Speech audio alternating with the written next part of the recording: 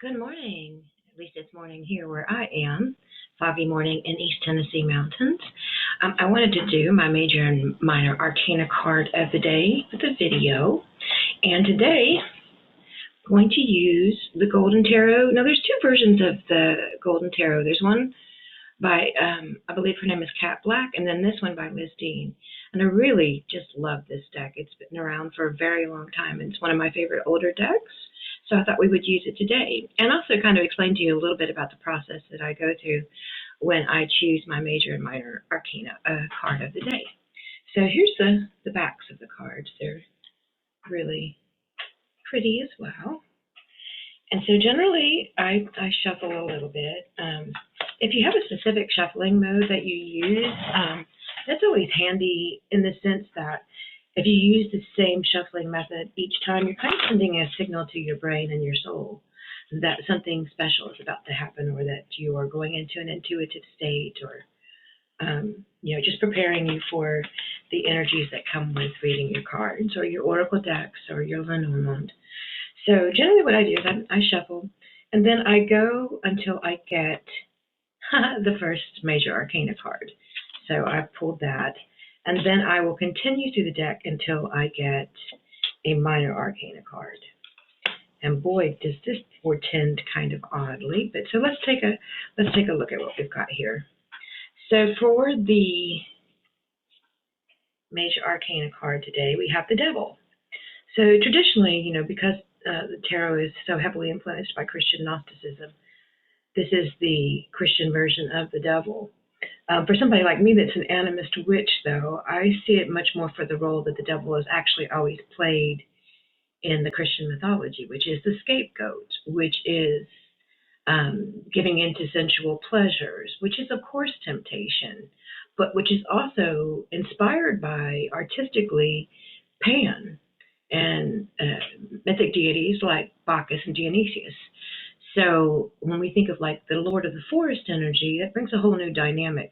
Now, generally, you will see two people kind of imprisoned in front of the devil.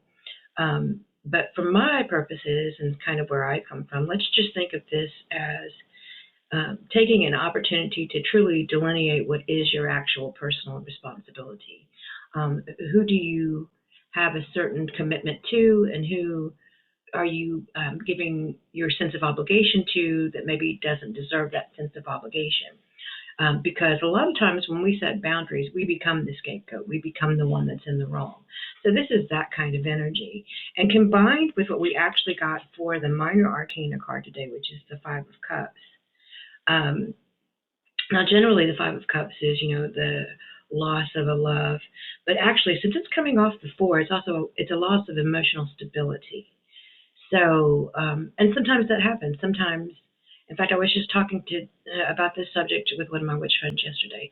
Sometimes, when we do set boundaries, it does set us off emotionally, because we always have that need to explain why we had to set those boundaries. But the person that's responding to you and trying to blame you for the fact that you did set a boundary doesn't care. So this is kind of the energy that happens. I wish I could get a little bit better version of that. This is kind of the energy that happens with that type of situation. So with the two together, it's kind of like saying, don't be anybody's scapegoat. Understand that it is emotionally painful when we have to set boundaries and cut people out, or, just for our own emotional and mental health. And that does come first, because until you're in a good place with your emotional and mental health, you're going to basically be bleeding on everyone else. And though we all do it in varying degrees, setting boundaries helps us kind of find some structure and some control and some discipline within ourselves.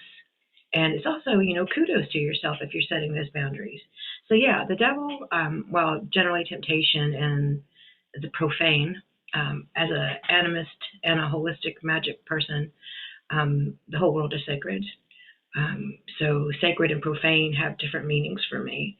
But as for that element of it, profaning yourself is by giving yourself to people that don't respect you. So the devil card says, hey, you know what, don't do that. Expect some feedback, expect some emotional chaos and turbulence when you make those decisions. But in the long run, you matter, and how you feel and the boundaries you set are the most important thing. So that is the Major and Minor Arcana card of the day from the Golden Tarot by Liz Dean. And I'm going to use it some more so you can see some more of the artwork, but I really love this deck. Anyway, I hope everyone has a good week ahead, and we'll see if I do this again video next time or as just, pulling the cards. But everyone have a great week, and we'll see you next time.